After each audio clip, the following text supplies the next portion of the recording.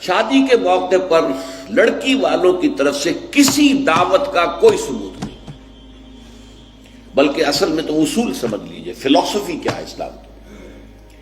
شادی کے معاملے میں لڑکی والوں پر کوئی بوجھ نہیں آنا چاہیے، سارا خرچہ لڑکے کے ذمہ۔ اب آپ غور کیجئے، شادی لڑکے کی ضرورت بھی ہے، لڑکی کی ضرورت بھی ہے۔ لڑکے کی زندگی بھی نامکمل ہے بیوی کے بغیر، لڑکی کی زندگی بھی نامکمل ہے شوہر کے بغیر، دونوں کی برابر ضرورت ہے۔ لیکن مرد مہر دیتا ہے، عورت مہر لیتی ہے۔ کیوں؟ مرد کی قوامیت، اور یہ علامت ہے کہ مرد طالب ہے، عورت مطلوب ہے۔ یہ مہر کوئی قیمت نہیں ہے، معاذ اللہ۔ بعض اوقات بعض نکاح خواہ کہہ دیتے بعوض اتنے مہر کے میں نکاح میں دیتا ہوں، یہ بڑا غلط لفظ ہے۔ بس مہر کا اعلان کیا جائے اتنا مہر ہے، بعوض نہیں، یہ کوئی اس کی قیمت نہیں ہے، کوئی خریداری نہیں ہو رہی ہے، لیکن یہ ہے کہ علامت ہے، ٹوکن ہے۔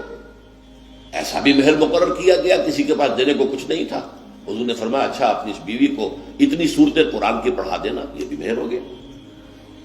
تو یہ چیز ہے کہ طالب ہے لڑکا، اور اس کا گھر آباد ہونا ہے۔ لڑکی کا معاملہ جو ہے وہ اس کے برعکس ہے، اس پر کوئی بوجھ نہیں آنا چاہیے۔ اس کے ماں باپ نے پال پوس کر تمہارے حوالے کر دی، شرم کرو کہ اس کے بعد تمہیں کچھ مزید چاہیے اس سے، اس سے بڑی بات کیا ہے؟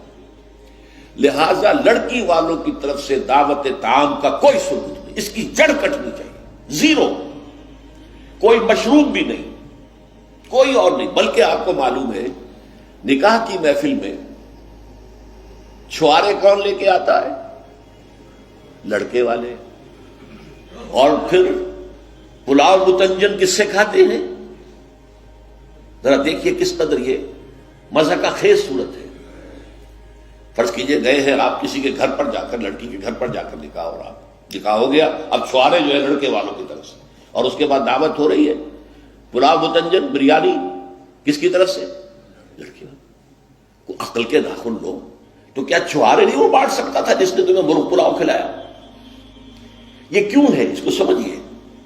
ہمارے ہاں دو تہذیبیں گڑبڑ ہو گئی، ایک اسلامی تہذیب اور اس کا تقاضا، ایک ہماری جو پرانی ہندوانہ تہذیب ہے اس کے اثرات چل رہے ہیں۔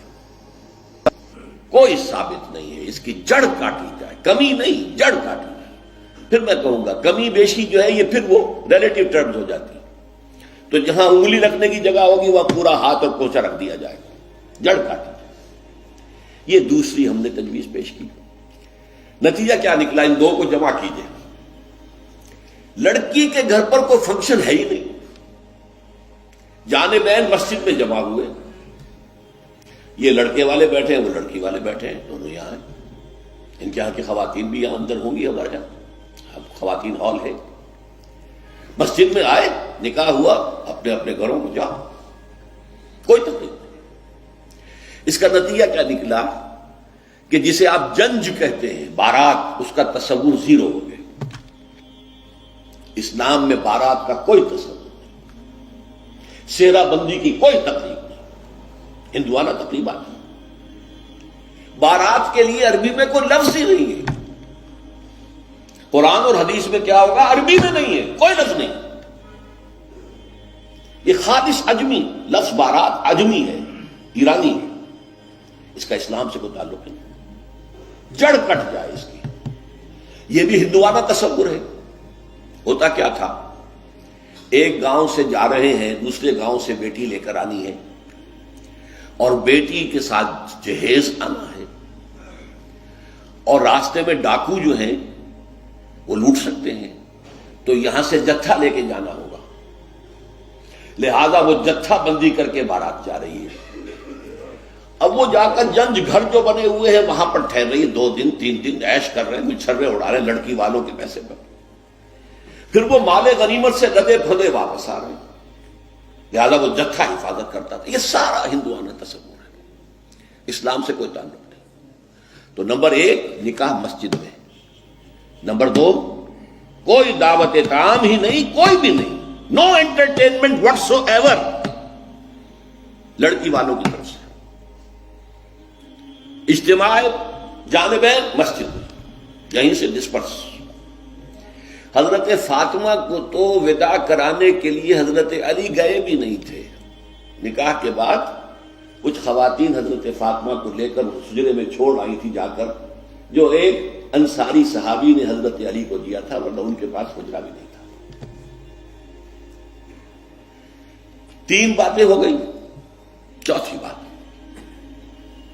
ولیمہ جو ہے اس کی تاکید ہے۔ یہی وجہ ہے کہ جب یہ شادی پر مکمل پابندی لگائی گئی تھی، میں نے اشتہار دیا تھا کہ ولیمہ پر پابندی نہیں ہونی چاہیے۔ لڑکی والے کے ہاں تو آپ سوچئے، جو دلیل میں نے دی اس کی نفی میں، نفسیاتی دلیل بہت بڑی ہے۔ لڑکی والے کے ہاں ویسے تو لفظ شادی، خوشی، وہاں بھی شادی یہاں بھی شادی، لڑکی والے کے ہاں خوشی نہیں ہوتی۔ اس کے گھر سے لخت جگر، نور چشم نکل کر جا رہی ہے، کیسے خوشی ہوگی؟ مائیں رو رہی ہوتی ہیں، انہیں غشی پڑی ہوتی ہے جب بچیاں نکل رہی ہوتی ہیں گھروں سے، بہن بھائی رو رہے ہوتے ہیں، باپوں کے آنکھوں کے اندر بھی آنسو آئے ہوتے ہیں، نمی آئی ہوتی ہے۔ میں نے بھی 5 بیٹیاں رخصت کی اپنے گھر سے، اور آنکھوں میں نمی آئی ہے۔ I couldn't withhold my tears۔ پھر یہ صرف یہ تو ہوتا ہے کہ ایک ذمہ داری کا بوجھ تھا، آج اتر گیا۔ اسے آپ انگریزی میں سائی آف ریلیف کہہ سکتے ہیں، بس کوئی خوشی نہیں۔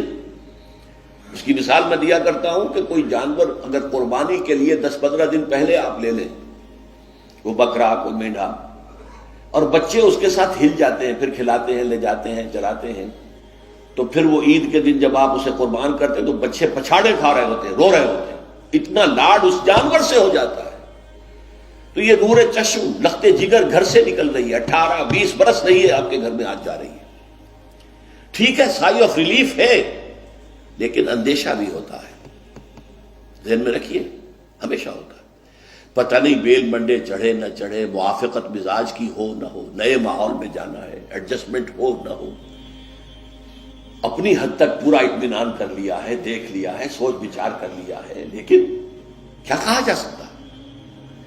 ایک بالکل یوں سمجھیے کہ ایک نیا ماحول ہے، نئے جگہ جا رہی ہے، لہذا وہ اندیشہ بھی موجود ہوتا ہے۔ لہذا واقعتاً لڑکی والوں کے ہاں خوشی کا موقع نہیں ہے۔ ان کے ہاتھوں مرغ پلاؤ کھانا بے غیرتی ہے۔